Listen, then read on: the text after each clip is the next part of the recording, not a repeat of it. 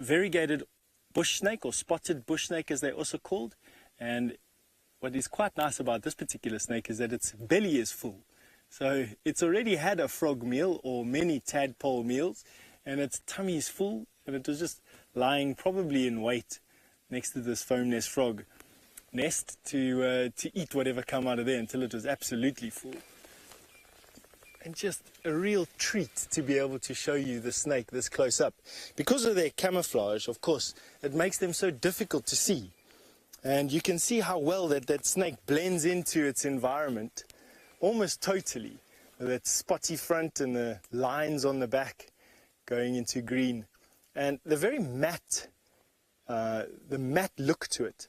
Now this snake has a matte sheen rather than a glossy sheen, mainly because the scales are keeled. Now what that means is if you put your hands together and like you're saying a prayer, and you pull your palms apart, keeping your fingertips together, that is what their scale looks like on a, not quite a microscopic level, but almost microscopic level. So the scales are pointed, and that allows for a lot more for a sharpened point to be able to push against things, and it gives the snake its remarkable climbing ability. So the keeled scales, but that of course doesn't lead to a glossy surface, a nice reflective surface, and so their skins have this matte coloration to it, and that is that for the scales, at least anyway. The eyes are a beautiful yellow color. Now snake's eyes forms, but they come in a variety of different colors. And this particular snake doesn't have camouflaged eyes like a puff adder or a rattlesnake would, and it's because this snake doesn't need to hide like that. It is a pursuit hunter, and so will pursue its prey through the undergrowth, and so it doesn't mainly, I suppose, to ward off other snakes, other males, but maybe even to attract females. Now, Francis, you wanted to know how long the snake will stay in the same bush for. At the moment, the snake thinks it's hidden. So at the moment, this snake is in a thick bush, very similar coloration to itself. To expose itself would be to draw attention to itself. So right now, it's thinking that camouflage and concealment is the best way to avoid detection and possibly even predation. You don't know what's going through their minds at the moment. And so it's not going to move from where it is right now. It will move, of course, if you get close enough to it and the fight or flight reflex takes over. Mostly snakes, though, will want to move away from you. They're not going to want to bite you. But if you had to pull on this snake's tail or make an effort to grab it in any way, they are quite bitey things. They will try and strike at you. Now, the venom is not known to be dangerous to humans at all.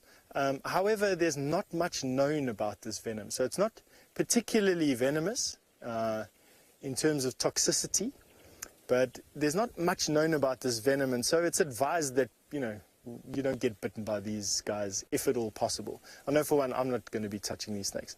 I have a rule of thumb that I don't pick up snakes here at all. Not just a wild earth rule where we're just here to show you nature. We're not here to pick up things or to alter their behavior at all, or we try as much as we can, at least, not to alter their behavior.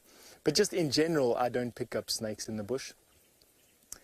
You can see it's busy moving now, shaking its head from side to side, looking like a leaf, moving directly away from you and to me. Now, of course, me talking has no effect on this particular snake because it's deaf. All snakes are deaf, and they feel and they sense their environment through smell, sight, and touch. They don't have the sense of hearing at all.